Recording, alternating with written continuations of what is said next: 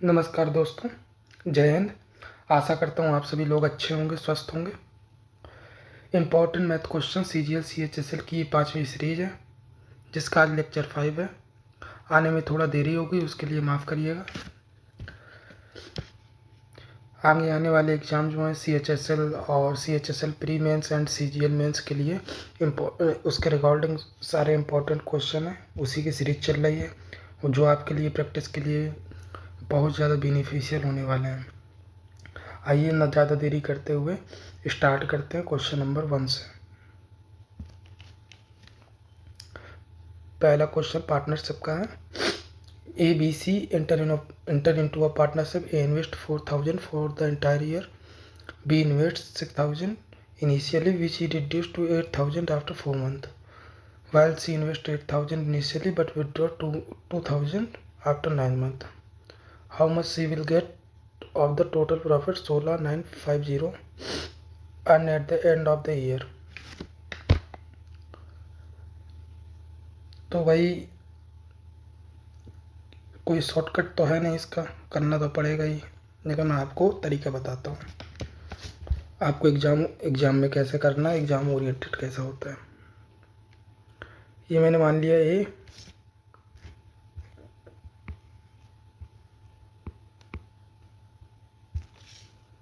ये हो गया मेरा ये हो गया मेरा B, ये हो गया मेरा C। ए तो करता है 4K करता है 12 मंथ के लिए, 4K इसने किया 12 मंथ के लिए, ठीक है। B करता है इनिशियली 6,000 करता है 4 मंथ के लिए, देन 8,000 कर देता है आफ्टर 4 मंथ,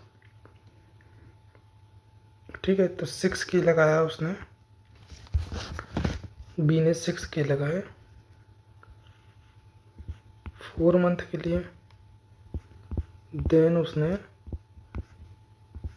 8 कर दिए होंगे 8 मंथ के लिए, तभी तो 1 ईयर कंप्लीट हुआ। 8K कर दिए होंगे उसने 8 मंथ के लिए, ठीक है। और C ने क्या किया होगा, C ने किया होगा 8,000 9 मंथ के लिए और 2,000 रिड्यूस कर देता है, तो 8K उसने कर दिए होंगे 9 मंथ के लिए, प्लस 2,000 रिड्यूस कर देता है, मतलब 6K कर दिए होंगे 3 मंथ के लिए, ठीक है। तो आप ये बताओ कि तो गया, सबसे अगर काटा पीटी करूँगा मैं तो मुझे इसका शॉर्टकट ये दिख रहा है। यस, आप ये देखो मुझे C का इन्वेस्टमेंट पूछ रहा है, तो मैं एग्ज़ाम में पूरा सॉल्व करने के लिए अगर मेरे पास कोई ऑप्शन ही नहीं होता तब जाके मैं सॉल्व करता एग्ज़ाम में पूरा क्वेश्चन, नहीं तो मेरे सॉल्व करने का कोई तरीका ज़रूर ढूंढता मैं, क्योंकि प्री में एग्ज़ाम आएगा तो प्री में आपको इतनी ज़्यादा मुश्किल है कैलकुलेशन कराए, कुछ ना कुछ ट्रिक निकल रही होगी 100%। या मैं नहीं कह रहा, ये आप प्रीवियस ईयर पेपर उठा लीजिए, आप पकड़ नहीं पा रहे वो अलग बात है, लेकिन कुछ ना कुछ उसमें चाहे यूनिट डिजिट लगाओ या डिजिटल सम लगाओ या कहीं के डिवीज़न लगाओ, कुछ ना कुछ मल्टीपल कोई ना कोई हो सकता है, कुछ भी हो सकता है। अब आप ये देखो, मेरे को C का पूछा है तो मुझे C पे फोकस करना था। अब ये बताओ क्या ये 9 का फैक्टर नहीं है, इधर भी 9 का फैक्टर बन रहा है, इधर भी 9 का फैक्टर बन रहा है। 8 9 जा 72, ठीक है, और 72 और 18 90 बन जाएगा। तो ये बताओ 9 का मल्टीपल नहीं आ गया, 9 की डिविजिबिलिटी नहीं लगा सकते। ऑप्शन में अगर मैं 9 की डिविजिबिलिटी लगाऊंगा तो 7 5 12 6 18, ये तो है 9 का डिविजिबल। 6 3 9 9 5 14, ये नहीं है। 7 2 9, ये भी नहीं है। 8 5 13 तो 15 नहीं है। मेरा आंसर फर्स्ट है। मुझे सॉल्व करने की ज़रूरत नहीं पड़ी, बस मुझे C का फैक्टर निकाल लेना था। अब आप इसी से सॉल्व कर लो, रेशियो निकाल लो, आ जाएगा आंसर। ये तो बेसिक तो आता ही होगा आपको, कर ही लेंगे कैलकुलेशन लगा के, ठीक है। चलता हूँ नेक्स्ट क्वेश्चन पे।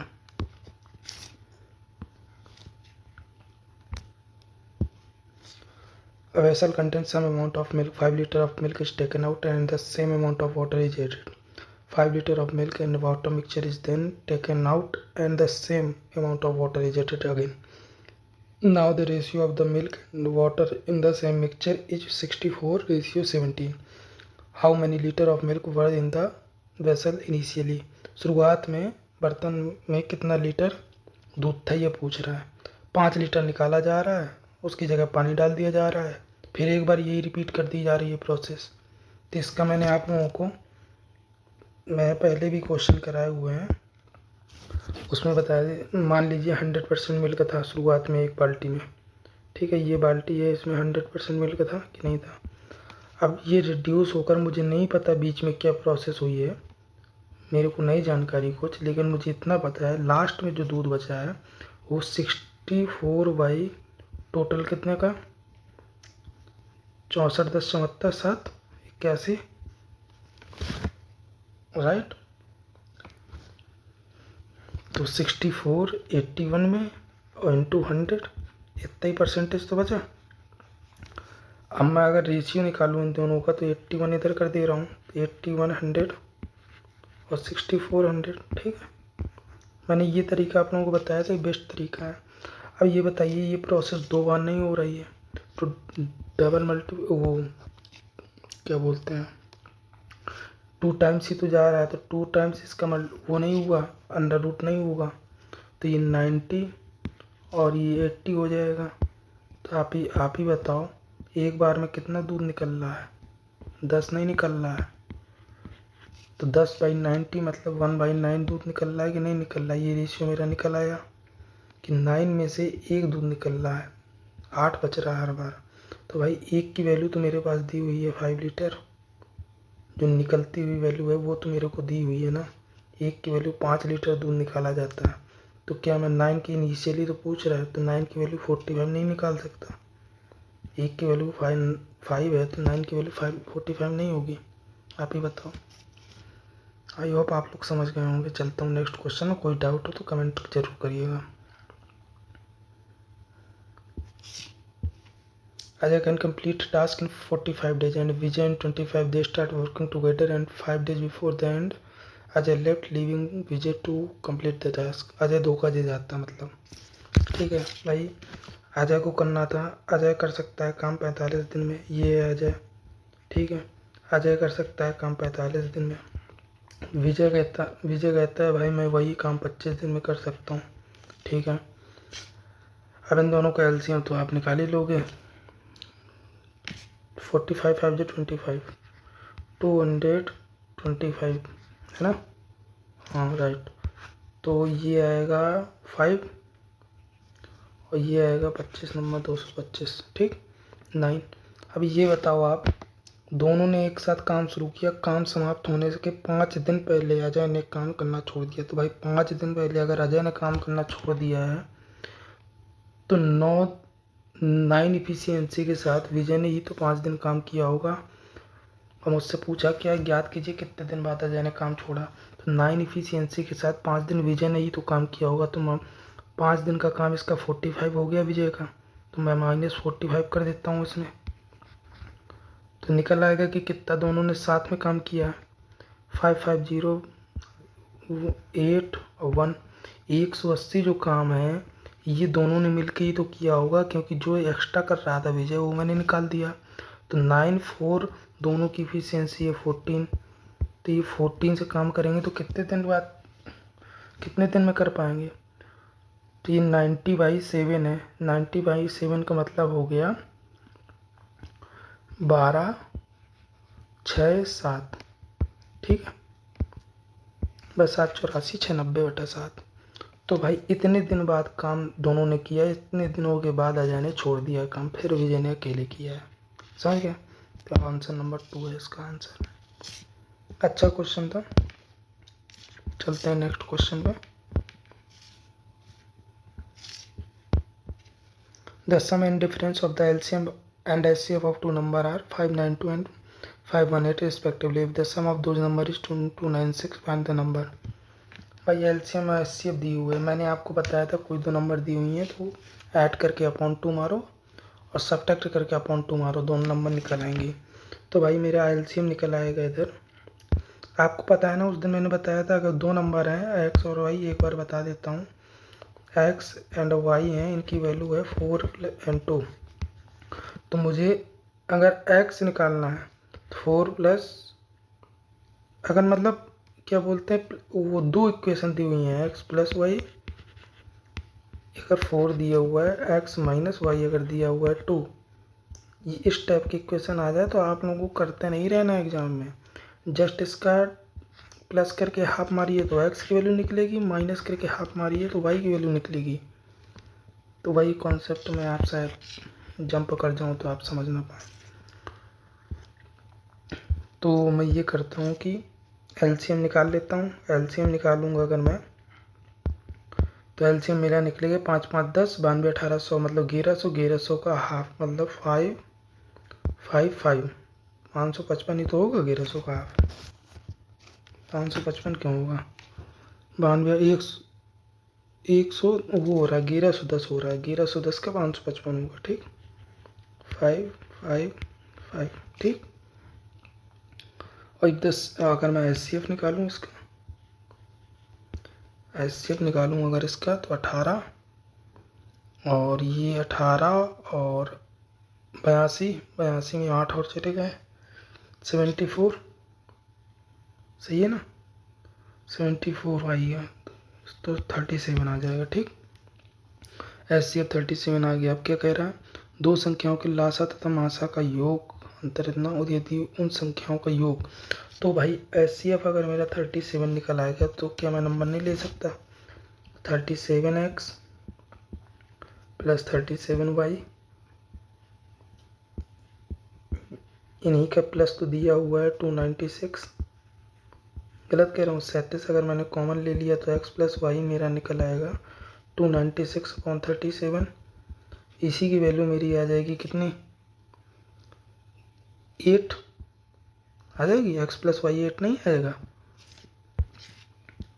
8 टाइम ही तो है, x प्लस वाई मेरा 8 आ गया। और तो संख्याएं ज्ञात कीजिए।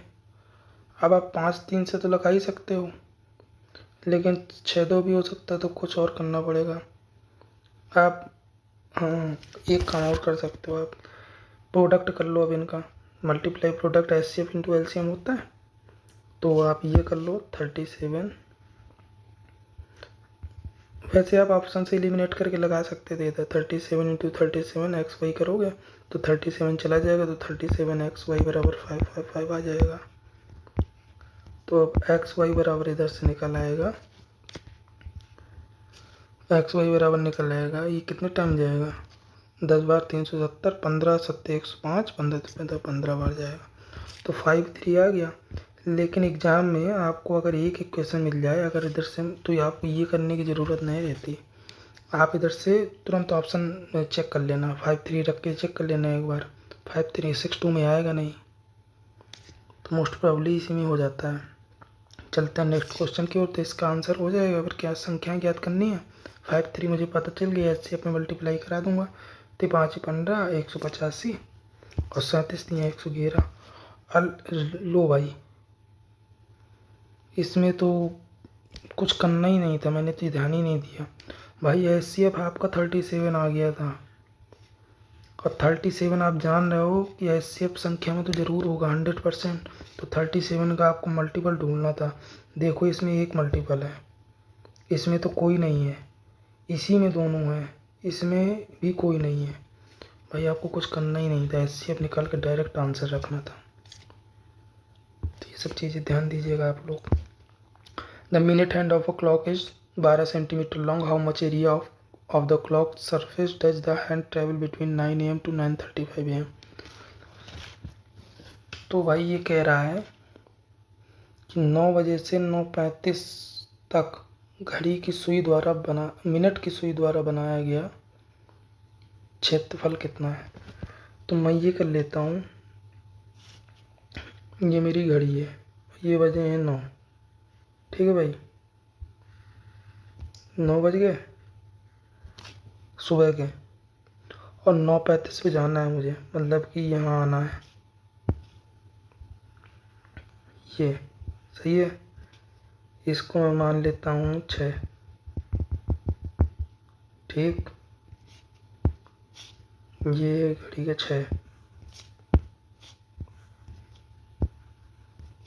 ये घड़ी का 7, ये घड़ी का 8,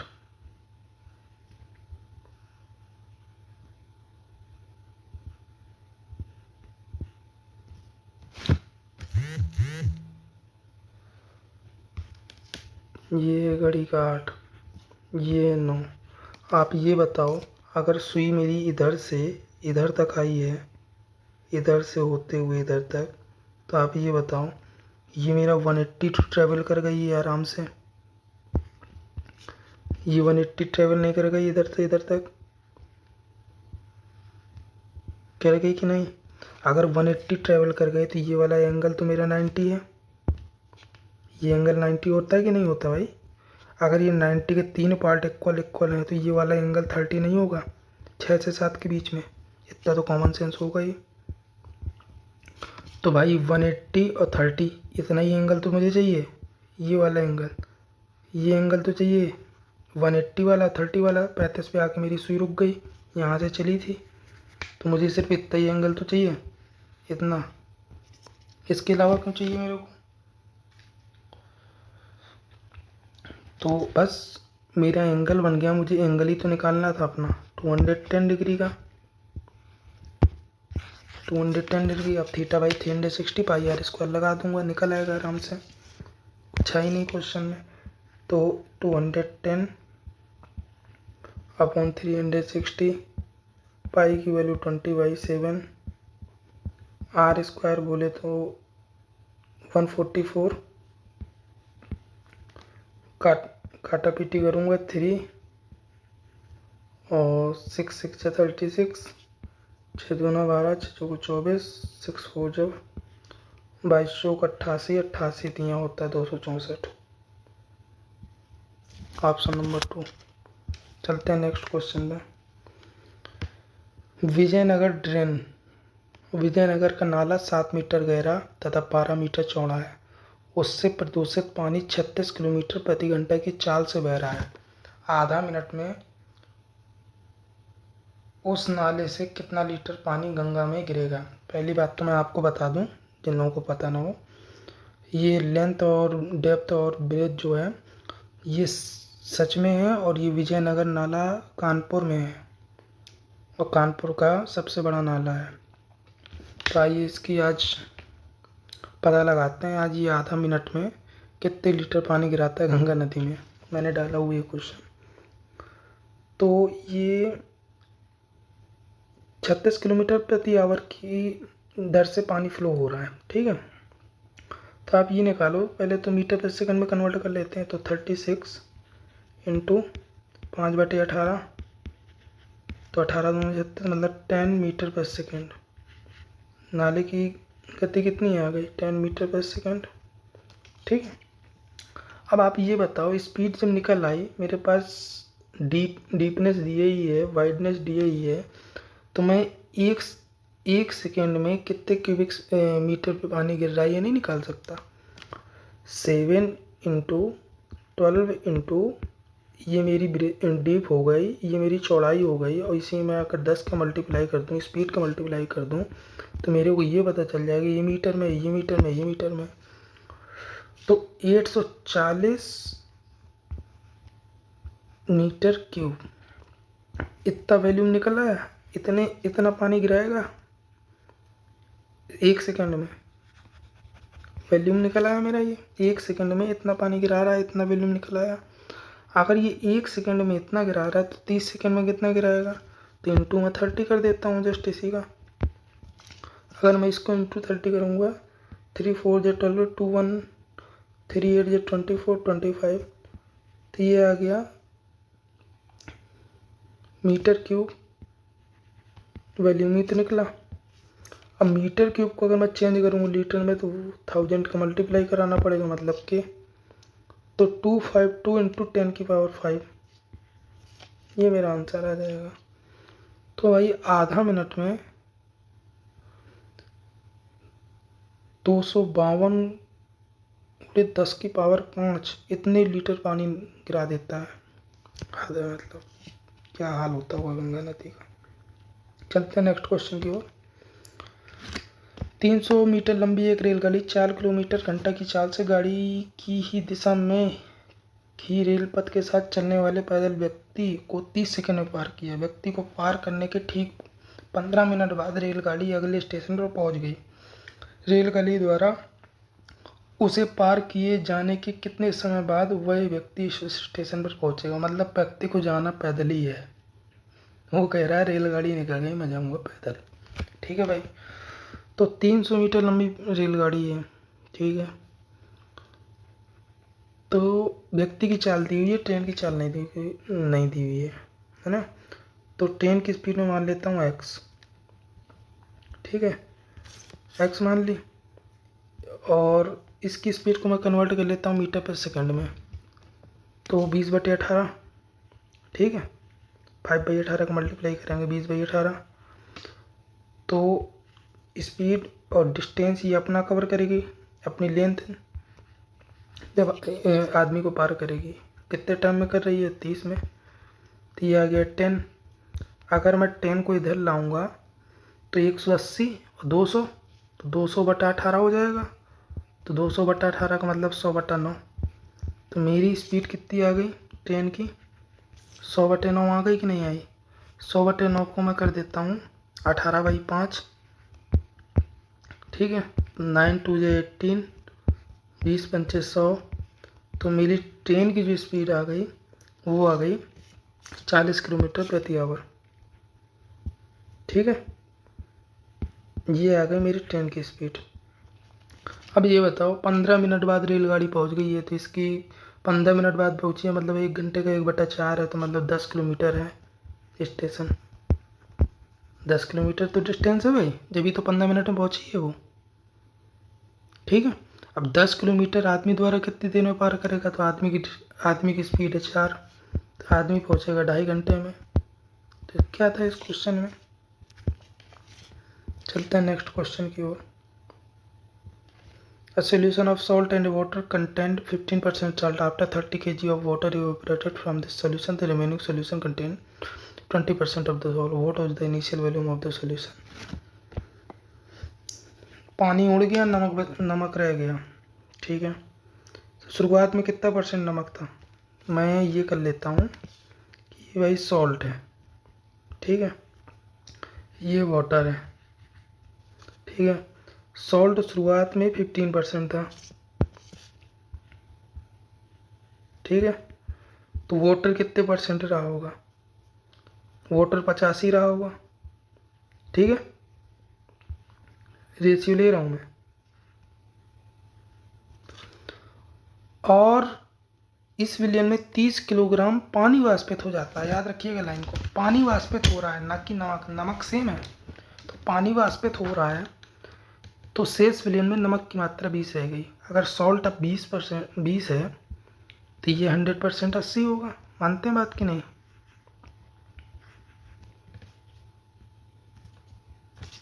एक सेकंड,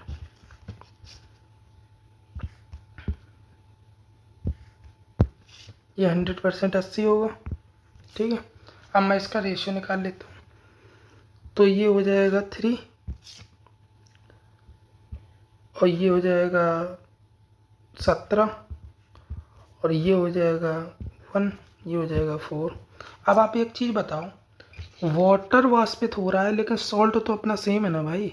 सॉल्ट तो जितना पहले था होगा उतना बाद में भी होगा।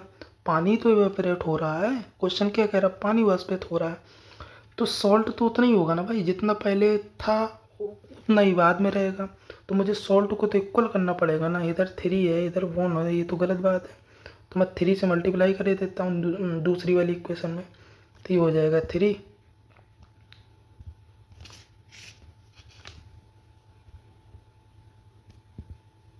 और ये हो जाएगा 12, ठीक है। अब देखो आप कितना वाष्पित हो रहा है, आपको दिख नहीं रहा है एग्जैक्टली? वाटर में ध्यान दो आप, साल्ट को छोड़िए अब। साल्ट का काम खत्म। 17 से 12 हो रहा है तो 5 ही तो घट रहा है। और 30 किलोग्राम दी हुई है, 30 किलोग्राम वाष्पित हो जाने के बाद तो 5 की वैल्यू ही तो दी हुई है 6। 5 की वैल्यू 6 है तो 1 की वैल्यू 6/5। तो आपसे पूछा है सोल्यूशन में प्रारंभ में विलयन कितना था, तो विलयन प्रारंभ में 17 3 20 था।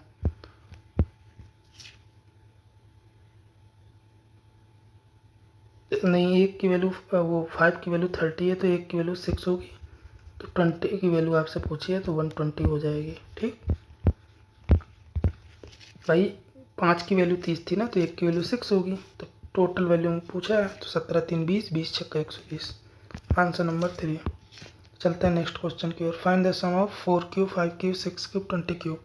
ये क्वेश्चन डालने का मतलब इतना सा था कि आपको क्यूबिक वाली जो इक्वेशन आ जाती हैं उनका सम का जो फॉर्मूला होता है वो याद रहे। मैंने स्क्वायर का आपको पिछले वीडियो में बताया था।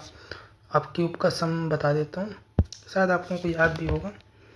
अगर क्यूब किसी भी इक्वेशन का वो नंबर उसका पूछा जाए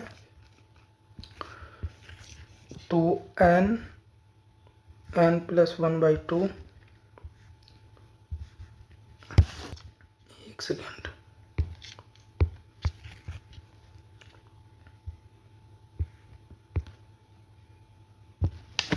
इधर लिखता हूँ मैं n प्लस 1/2 का होल स्क्वायर जो होता है सम ऑफ क्यूब ऑफ नंबर्स। बस वो अर्थमेटिक प्रोग्रेशन में हो। ठीक है,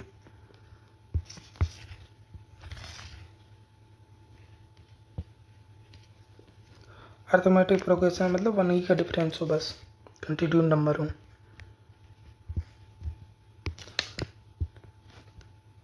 तो आप लोगों को ये दिख नहीं रहा, 4 से लेकर 20 तक के नंबर पूछ रहा है तो मैं 1 से लेकर 20 तक पहले निकालता हूँ। तो n हो जाएगा मेरा 20। अगर मैं n 20 करता हूँ तो n प्लस 1 हो जाएगा 21 इंटू 21/2। इसका स्क्वायर कर दूँ। अब ये बताओ आप, मैंने 1 से लेकर 20 तक ले लिया है, 1 से लेकर 20 तक, तो 1 से लेकर 3 तक मुझे सब्ट्रैक्ट करना पड़ेगा इसमें। तो 1 से लेकर 3 तक का अगर सब्ट्रैक्ट करूँगा तो n प्लस 1/2 मतलब 4/2 का होल स्क्वायर। ये सब सब्ट्रैक्ट कर दूंगा, निकल आएगा मेरा आंसर।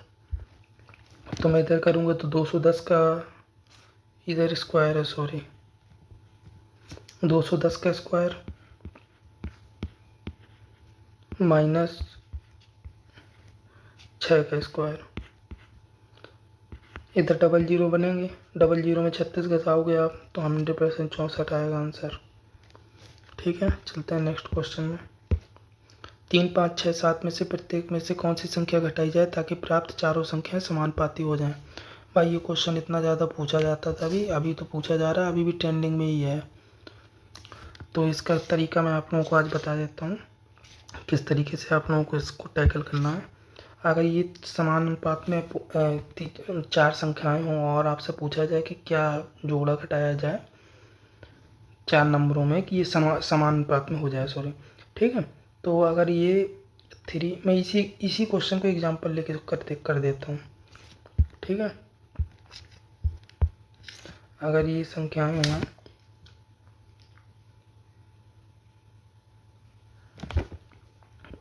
3 5 6 7, ठीक है, तो आप लोगों को करना क्या है कि बाहर वाले से बाहर वाले की मल्टीप्लाई कराइएगा। ठीक है, और अंदर वाले से अंदर वाले की मल्टीप्लाई कराइएगा और दोनों का डिफरेंस लीजिएगा। ठीक है, जैसे मैंने किया 7 3 जा 21 और 6 5 जा 30, तो मुझे दोनों का डिफरेंस लेना है, कितना है 21 39। तो मुझे बाहर वाले का बाहर से मल्टीप्लाई करा के अंदर वाले का अंदर से मल्टीप्लाई करा के दोनों का डिफरेंस, तो 7 3 जा 21, 21 माइनस 30। अब नीचे क्या करना है मेरे को, बाहर वाले का बाहर से प्लस करा के अंदर वाले का अंदर से प्लस करा के इन दोनों का डिफरेंस, 7 3 10 6 5 11। तो -1 कर लो, ये +1 कर लो, बस ये याद रखिएगा 1 ही आएगा डिफरेंस, कि ये वैल्यू हमेशा मॉड में रहेगी, मतलब जितना भी बाहर निकलेगा पॉजिटिव निकलेगा। तो हमेशा नंबर क्या आएगा 9। तो आप समझ गए ना, ऊपर क्या रखना है, बाहर वाले से मल्टीप्लाई, अंदर वाले से अंदर वाले मल्टीप्लाई का डिफरेंस, नीचे वाले में क्या करना है, दोनों के ऐड का डिफरेंस। चलते हैं नेक्स्ट क्वेश्चन पे, आई होप समझ में आ गया होगा। फाइंड द वैल्यू ऑफ, भाई एक क्वेश्चन रख तो दिया मैंने, लेकिन कई बार एग्जाम में ये क्वेश्चन बहुत ज़्यादा गलत हो जाते हैं, क्योंकि एग्जाम में मेंटेन करनी होती है स्पीड, और स्पीड के चक्कर में बहुत ज़्यादा गलत होते हैं बॉडमॉस के क्वेश्चन। आप लोगों को बेसिक बताने की ज़रूरत तो है नहीं, बॉडमॉस लगाना है, ठीक है, ये सब लगा के आप कर सकते हो इसको, फिर भी मैं करके सॉल्व दिखा देता हूँ आपको, आप लोग वॉइस मैच करिएगा, ठीक है। ऑफ लगाया 1/2 हो जाएगा। मेरा सॉल्व करने का तरीका इस तरीके का रहता है एग्ज़ाम में, कि मैंने ये देखा कि मैंने 24 लिखा, ठीक है, मैं एक पार्ट सॉल्व कर लेता हूँ, तो मैं या तो मैं सोचूंगा लिखूंगा ही, लिखता तो हूँ ही नहीं। अगर 3 1/6 है तो 1/2 इधर हुआ, तो 1/2 इधर डिवाइड लगा हुआ है तो 2 आ जाएगा, तो मतलब 48 आ जाएगा मेरा पहला पार्ट। मल्टीप्लाई, अब आप इधर देखो 4/5 मैं इधर लिख लेता हूँ, ठीक है, 4/5, और इधर है 8/9, डिवाइड को जस्ट पलटा दीजिए आप, और कुछ नहीं करना, और इधर कर देता हूँ 3/5, ठीक है। अब इनको मैं काटा पीटा करूँगा तो कितना आएगा, कुछ आएगा, 3 3 या 9,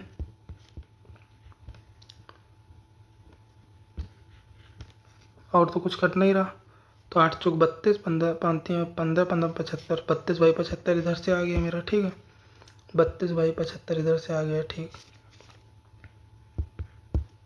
ये क्या हो गया,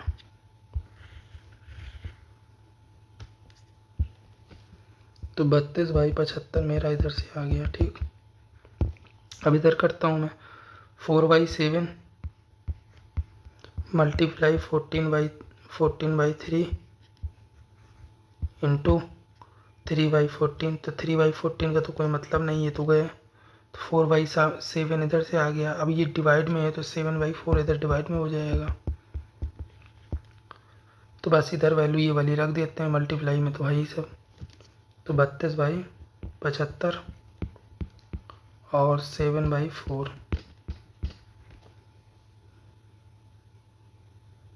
मैंने कहीं गलती कर दी क्या,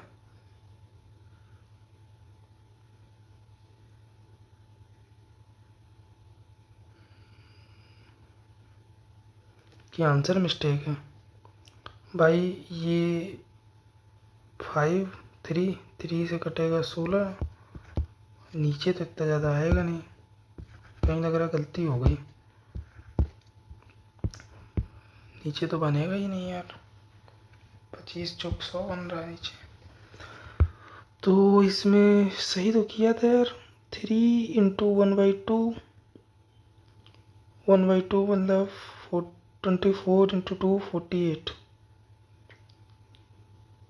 48 इंटू मल्टीप्लाई इधर आया तो 32, 4/5, इसको लिख दिया मैंने 8/9, इसको लिख दिया 3/5, 3 3 9, तो 55 25 3 75, 8 चौक 32, 32/75, और इधर मैं करता हूँ अगर 4/5, 14 14/3 गुणे 3/14, ये गएगा 4/7 को 7/4 लिख दिया। भाई हो सकता है आंसर मिसप्रिंट हो गए हैं, नहीं क्वेश्चन सही था, क्वेश्चन यही था, आया हुआ क्वेश्चन था शायद, मैंने प्रीवियस एग्जाम का लिया हुआ था, आंसर इसके थोड़ा सा मिसप्रिंट हो गए हैं। चलते हैं नेक्स्ट क्वेश्चन पे, 30 नंबर पे। The difference in the compound interest on a certain some of 8 or 10% per annum for 1 year when the interest is compounded half yearly and yearly 88.80. What is the simple interest on the same sum of 1 2/3 year at the same rate? तो भाई 10% प्रतिवर्ष दर से चक्रवृद्धि ब्याज में अंतर, जब ब्याज अर्धवार्षिक और वार्षिक, अब वार्षिक 1 वर्ष का वार्षिक क्या है, साधारण ब्याज तो है, तो मैं मान लेता हूँ 100 रुपये मेरा अमाउंट था, ठीक है, 100 रुपये मेरा अमाउंट था, 100 में मुझे 10 रुपये तो CI मिला होगा पर एनम के हिसाब से। और अगर मैं हाफ ईयरली ऐड करूँगा तो 5% इंटरेस्ट हो जाएगा मेरा 10 का हाफ ईयरली पे। तो 5 का मैं सक्सेसिव लगाऊंगा तो 5 5 10 10.25। अब आप लोगों को सक्सेसिव लगाना आता है ना। अगर 2 बार सक्सेसिव चल रहा है किसी भी चीज़ का तो x plus y upon x plus y plus x y by 100 इस तरह से सक्सेसिव लगाते हैं। तो वही मैंने इधर किया हुआ है, 5 5 रेट ले लोगे, 5 5 10 प्लस 25 25 बाई 100, ठीक है। तो आप ये बताओ, इसी का डिफरेंस तो दिए हुआ है, 0.85 की वैल्यू ही तो दी है, 88 80 दी हुई है कि नहीं। तो मेरे पास अमाउंट नहीं निकल आएगा। अगर मैं 88 पॉइंट हटा देता हूँ दोनों से, 88 80 अपॉन 1025, नहीं सॉरी 25 खाली डिफरेंस लेना है ना। तो मेरे को 100 की वैल्यू नहीं, अपना अमाउंट नहीं पता करना है। तो 25 चौक 100, तो मेरा अमाउंट ये पता चल गया कि मेरे को 888 इंटू 40 मेरा अमाउंट निकल आया। अब मेरे को साधारण ब्याज चाहिए, तो साधारण ब्याज क्या मैं निकाल नहीं सकता? आराम से निकाल सकता हूँ।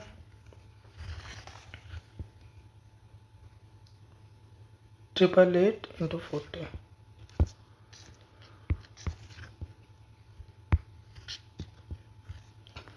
ठीक है भाई। तो मेरा 888 40 अमाउंट निकल आया।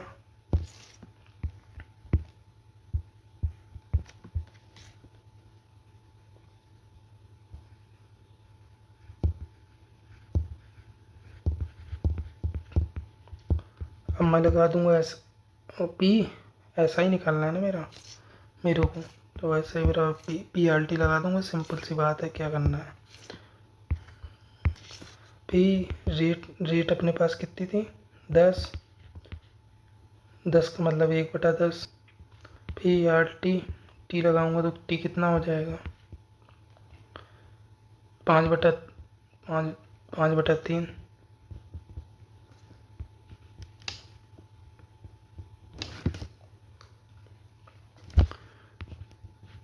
तो ये आ जाएगा मेरा 5/3 अपॉन 100 करूँगा तो ये 0 0 चले जाएंगे, 3 से जाएगा, 8 3 का 24 जाएगा, तो 3 2 जा 6, 3 9 जा 20, 3 तो 5 का 20 गुड़े 20, तो 296 का दुगना मतलब लास्ट का डिजिट 2 आना, 2 इसी में आ रहा है। चलते हैं नेक्स्ट क्वेश्चन पे। इजी था question. cot 4 cot square A is equal to 1, then find the value of cos 4 3 cos square A. अच्छा क्वेश्चन है ये भाई।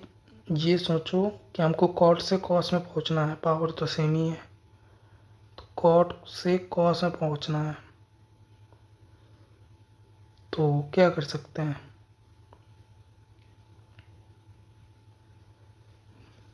कोई है तरीका? एक तरीका है, आप एक काम करो, ये करते हैं काम कि cot 4 और cot square A is equal to 1 है, ठीक है। तो cot स्क्वायर में कॉमन ले लेता हूँ भाई, ठीक है। cot स्क्वायर ए कॉमन ले लिया अगर मैंने, तो क्या बचा मेरे पास? cot square A plus 1 is equal to 1। सही कह रहा हूँ? अगर मैं cot स्क्वायर ए को इधर पे भेजना चाहूँ तो ये cot स्क्वायर ए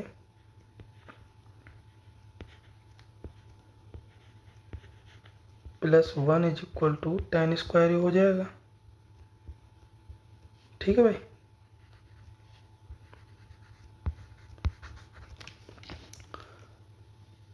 अब आप ये बताओ, ये तो कर लिया, आप क्या कर सकते हैं? कॉस में जाना है, तो कॉस में जाने के लिए क्या मैं कॉस को कट नहीं कर सकता? कॉस स्क्वायर है, इसको मैं कॉस स्क्वायर या अपॉन साइन स्क्वायर ए में ब्रेक कर लेता हूँ, ठीक है। तो ऊपर बन जाएगा 1/,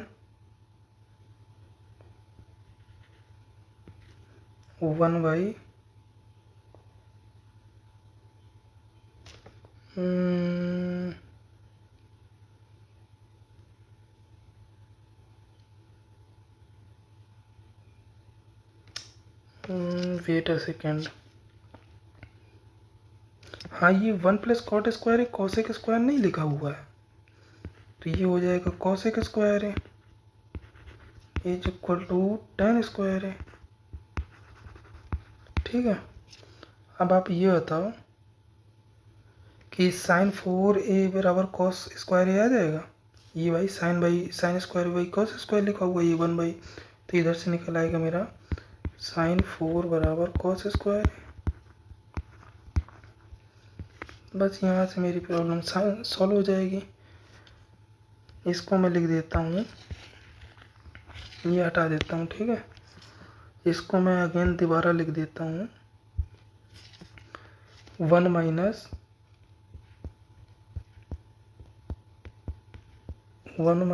cos² का होल स्क्वायर बराबर cos² है। भाई मेरे को cos में जाना है ना, तो 1 - cos² है, sin² का फिर स्क्वायर sin4 हो गया। अब मैं इसको खोलता हूँ, इसको भी अब मैं रफ कर देता हूँ। अब मैं इसको खोलता हूँ। ठीक है,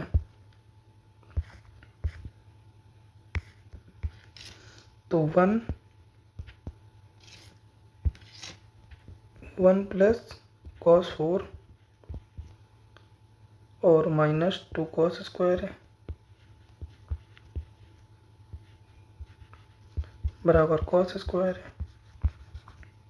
ठीक, अब आप ये बताओ, मेरे को चाहिए cos4, तो cos4 -3 cos² cos² इधर ले आता हूँ, -3 cos² है, 1 को उधर भेज देता हूँ, कितना आ गया -1। तो इस तरीके से करना था, एग्ज़ाम ओरिएंटेड था, अच्छा क्वेश्चन था। और तो फिलहाल इसका कोई तरीका सूझ नहीं रहा, ज़्यादा लेंदी नहीं था, प्रोसेस जंप कर सकते हैं, कई स्टेप मैंने आपको करके दिखाया हुआ है। सोनू का वेतन 1 वर्ष की तिमाही में 274.4 रुपये से बढ़कर 583.2 हो जाता है। उसके वेतन में प्रतिशत वृद्धि क्रमिक रूप से प्रत्येक माह में x% है। भाई तिमाही का जंप किया हुआ है, तो सबसे पहले तो आप रेशियो निकाल लो, 274 रेशियो निकालोगे अगर आप, तो 2774 जंप किया है ना, 2744 रेशियो में पॉइंट हटा दो आप, तो ये हो गया है जाके 5832, इतना हो गया है। अब आप इसको काटोगे अगर, तो मैं 4 से कट कर देता हूँ इसे, 4 × 24 4 × 32 4 × 24 4 4 4 × 16 4 × 5 20 4 × 32। अब ये किससे जाएगा, 2 से कर देता हूँ, तो 3 4 3 और 2 से बन जा 14, 2 2 जा 4, 2 9 जा 18। तो मेरा काम हो गया आसान। ये मेरे को रेशियो मिल गया 3 4 3 और 7 2 9 का। ठीक है, अब ये बताओ आप, 3 महीने में ये जंप होकर इतना हुई है, तो क्या ये 3 का 1/3 का मल्टीप्लाइंग फैक्टर नहीं है, क्यूब 3 नहीं हो जाएगा? तो आप ये बताओ, 7 ही तो हुई है, 9 7 का क्यूब ही तो होता है 343, 9 का क्यूब 729, तो हर महीने कितना बढ़ रही है, 2 बढ़ रही है। एक्स पूछा है ना, तो 2/7 × 100, तो ये होता है भाई 28.56, 14 6 20 7 56 56 7 5 35 5 6। ठीक, चलते हैं नेक्स्ट क्वेश्चन की ओर। Question number 16, x² + x = 5, then x + 3 + 1/x + 3 = what? ये भाई मेंस में आया हुआ क्वेश्चन है जो आपके सामने है। और शायद एक पहले निकल चुका, वो भी मेंस में आया हुआ था। तो इसको आप ना वैल्यू पुटिंग से कर सकते हो, और एक्स प्लस 3x कॉमन लेके कट भी नहीं कर सकते हो, तो किस तरीके से करोगे?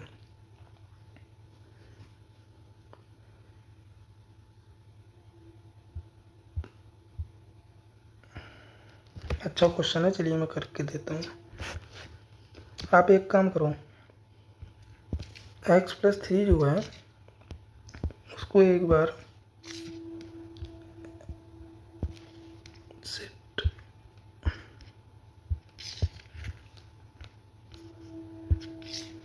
आप एक्स प्लस 3 को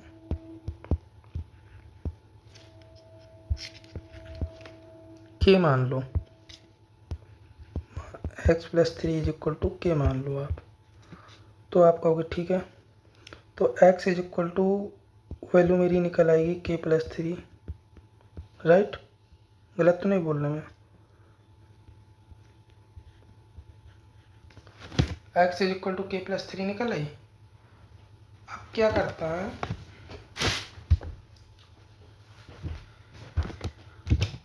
कि x की वैल्यू इधर पे पुट कर देते हैं पहली वाली इक्वेशन पे, ठीक है? तो के प्लस 3 का होल स्क्वायर प्लस के प्लस 3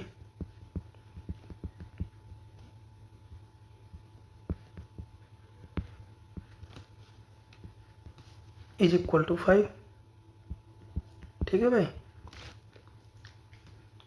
ये हो गया।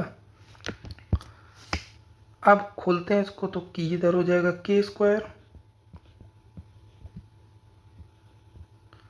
प्लस 9 प्लस 6k प्लस के प्लस 3 इज इक्वल टू 5, ठीक है?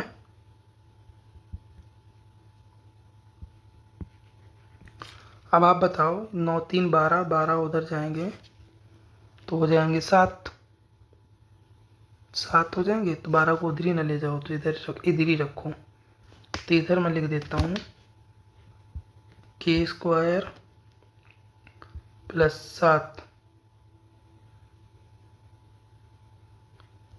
के स्क्वायर प्लस 7, सही है ना? हाँ सही तो अरे यार, x प्लस 3 के मानना था, तभी तो वैल्यू डिफरेंस आ रहा है। तो इधर k माइनस 3 होगा, सॉरी, तो इधर k माइनस 3 का क्यूब करना था। जो मेरी ये वैल्यू है इसको k मानना है ना, गलती कर दी। एक सेकंड रुकिएगा, मैं सुधार करता हूँ।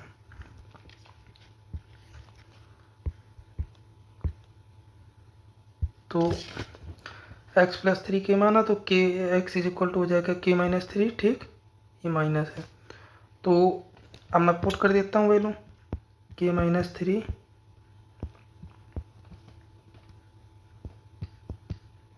के माइनस 3 का होल स्क्वायर प्लस के माइनस 3 इज इक्वल टू 5। अब मैं इसका क्यूब खोलता हूँ, स्क्वायर खोलता हूँ, के square plus 9 minus 6k plus के माइनस 3 इज इक्वल टू 5, ठीक है? ये आ गया मेरा। तो इधर से मेरे को मिल जाएगा के square plus 6 k square plus 6 is equal to, मेरे पास हो जाएगा के स्क्वायर प्लस 6 और इधर आएगा -1, 5 इधर जाएगा, तो मैं इधर ही लिख देता हूँ 5 प्लस और 5k, सही लिखा हुआ है? All right. तब मैं एक काम करता हूँ, के स्क्वायर प्लस 1 बराबर 5k कर लेता हूँ, ठीक है? के इधर से कॉमन लेता हूँ, तो k प्लस 1/k जो मेरा निकल आएगा वो निकल आएगा 5k। तो k प्लस 1/k मेरे को यही निकालना था, यही निकल आया। अगर आपको पता है कि k प्लस 1/k 5 है, तो k क्यूब प्लस 1/क्यूब क्या आएगा? k क्यूब प्लस 1/3 क्या आएगा, तो 25 मतलब 125 के क्यूब प्लस 1/3 जो होता है वो होता है के क्यूब माइनस 3 के, मतलब 25 पंचे 125, तो ये हो जाएगा 125 और माइनस 3 के मतलब 5×15।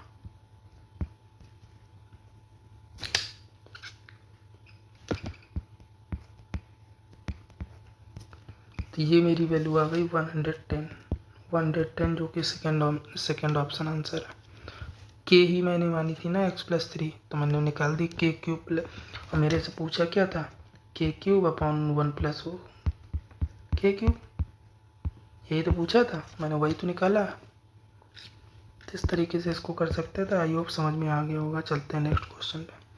इन a quadrilateral ABC the bisector. अच्छा बाइसेक्टर का क्वेश्चन है, आप लोग समझ लो एक क्वाड्रिलेटरल है,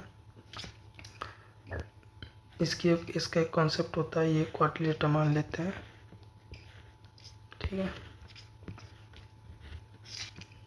ए बी सी डी, ठीक। क्या कह रहा है, the bisector of C and D, तो ये बाइसेक्टर मान लेता हूँ सी और डी के बाइसेक्टर है, ठीक है।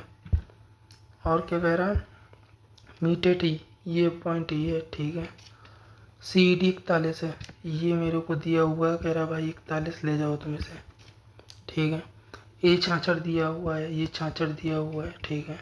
तो आप लोगों को पता होनी चाहिए कि ये जो बाइसेक्टरों द्वारा एंगल का फॉर्मेशन होता है तो वो अपोजिट एंगल का एवरेज होता है, मतलब 66 प्लस ये वाला angle upon 2 is equal to E है, सी ई डी। तो इस 41 दूना 82 और 66 10 76 6 82, 16 डिग्री एंगल आ जाएगा बी का। आप करके देख लो, आप ऐसे कर लो, मतलब कि एक मैंने क्या कहा है कि इन दोनों अपोजिट एंगल का एवरेज होता है जो बाइसेक्टर द्वारा एंगल फॉर्म होता है क्वाड्रिलेटरल में, मतलब कि 66 कर देता हूँ मैं और बी को मान लेता हूँ angle x upon 2 is equal to 41। तो इधर जाएगा 2 तो 82 हो जाएगा, तो x इज इक्वल टू हो जाएगा 82 माइनस 66, वही मैंने इधर पे किया हुआ है, तो 16 आ गया आंसर। चलते हैं नेक्स्ट क्वेश्चन। आप लोगों को ये बताना था कि बाइसेक्टर द्वारा जो एंगल फॉर्म होगा वो अपोजिट साइडों का, अपोजिट एंगलों का एवरेज ही होता है। Two successive percentage decrement of 25% each is by what percent less than two successive percentage increment of 5%। अच्छा क्वेश्चन है, प्री कर ले, अभी तक तो आया नहीं है लेकिन आ सकता है प्री में क्वेश्चन, ये प्री के हिसाब से बढ़िया क्वेश्चन है। आप ये बताओ 25% की दो डिक्रीमेंट और 25% की दो इंक्रीमेंट से कितना कम है। तो आप ये तो इसको सक्सेसिव से लगा के कर लो तो पॉइंट में पहुंच जाएगा, रेशियो बनाना पड़ेगा आपको, या आप एक तरीका ये कर लो, इधर डिक्रीमेंट लिख लो इधर इंक्रीमेंट लिख लो। 25% होता है 1/4, तो डिक्रीमेंट हो रहा है तो 4 से 3 इधर हो रहा होगा, फिर 4 से 3 इधर हो रहा होगा, तो 16 से 9 हो गया इधर कि नहीं हो गया, 16 से 9 हो गया। तो 16 से 9 होने का मतलब क्या है, 7 कम हुआ है किसमें, 16 में, ठीक है। इधर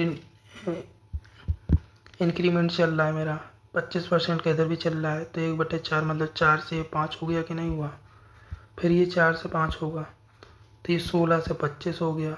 इधर इंक्रीमेंट चल रहा है, तो कितना इंक्रीमेंट चल रहा है मेरा, 9 का तो इंक्रीमेंट चल रहा है, 16 9 25, अगर 9 का इंक्रीमेंट चल रहा है तो 9/16 पे ही तो इंक्रीमेंट चल रहा है। इन दोनों का रेशियो मेरे से पूछा था, तो कितना किससे कम है, क्या पूछा था, 25% की दो क्रमिक प्रतिशत वृद्धि से कितना, मतलब इससे ये कितना कम है, तो ये इससे 2 कम है, किससे, 9 से, तो 200/9, तो मेरा कितना आ जाएगा, समथिंग 22 पॉइंट समथिंग आएगा। चलते हैं नेक्स्ट क्वेश्चन की, आई होप समझ गए होंगे, अच्छा क्वेश्चन है। 3 number in the proportion of 3 8 15 and their LCM is 8280, what is their HCF. ठीक है भाई, एलसीएम तो दिए हुए हैं, तो आप ये बताओ 3 8 15 मैंने संख्या मान ली, वो 3x है, वो 8x है, वो 15x है, जहाँ मेरा x जो है वो HCF मान लिया मैंने, ठीक है। x HCF है तभी तो ये संख्या है, HCF तो फैक्टर होता ही है ना नंबर का। तो x HCF है तो 3x 8x 15x हो गए। आप ये बताओ, इनका जो LCF बनेगा तो x तो कॉमन आ जाएगा, कॉमन पार्ट ही तो LCF होता है। अगर मैं 3 तो 15 में भी है तो मैं 15 को डायरेक्ट लिख लेता हूँ, 8 को डायरेक्ट लिख लेता हूँ, तो ये इसका LCM आ गया। यही तो मेरे को दिया हुआ है डायरेक्ट, 8280। अगर ये 8280 दिया तो 15 8 120, 120 से 0 गया, 12 से काटो, बरछंग 72, 12 नम्मा 108। मतलब मेरी x की वैल्यू जो आ गई, HCF जो आ गया 69 आ गया। तो संख्या नहीं निकाल सकते आप लोग, 69 का मल्टीप्लाई कराना है बस। अच्छा पूछा है HCF क्या है, तो HCF मेरा 69 आ गया। चलते हैं नेक्स्ट क्वेश्चन पर। cot 4a plus cot square a, ये तो सर रिपीटेड क्वेश्चन है ना, ये तो हम लोग कर चुके हैं।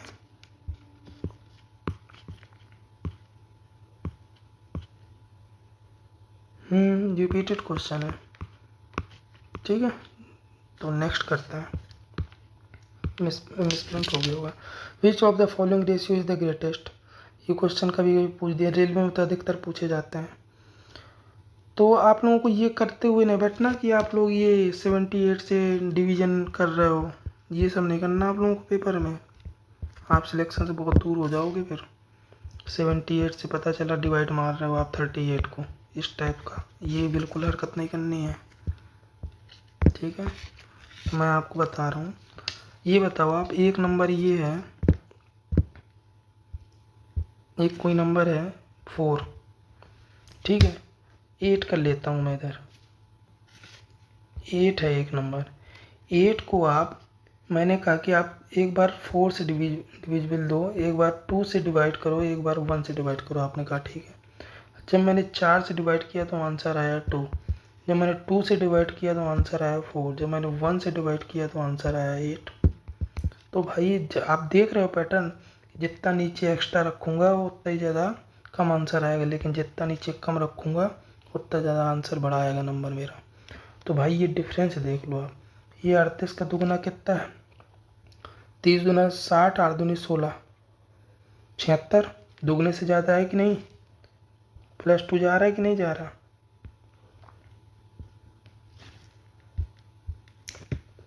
और 33 मैंने ये कह दिया कि +2 जा रहा है, ठीक है, +2 जा रहा है। और 33 के 66, ये दुगना भी नहीं जा रहा, -2 है, ये मैंने एग्जम्पशन ले रहा हूँ। 27 दूना 54, 27 3 81, ये तो +3 के अप्रॉक्स जा रहा है।